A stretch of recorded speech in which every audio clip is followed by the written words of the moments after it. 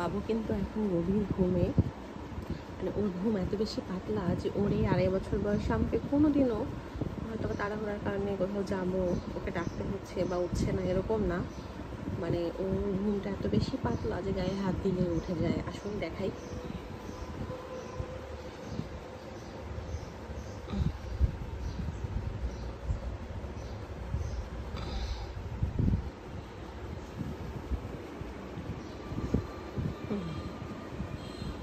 আব্বু উঠবে না, সন্ধ্যা হয়ে গেছে। গুড ইভিনিং, ওঠো ওঠো। আর একটু ঘুমাবে? আচ্ছা ঠিক আছে, ঘুমা। আচ্ছা ঘুমা।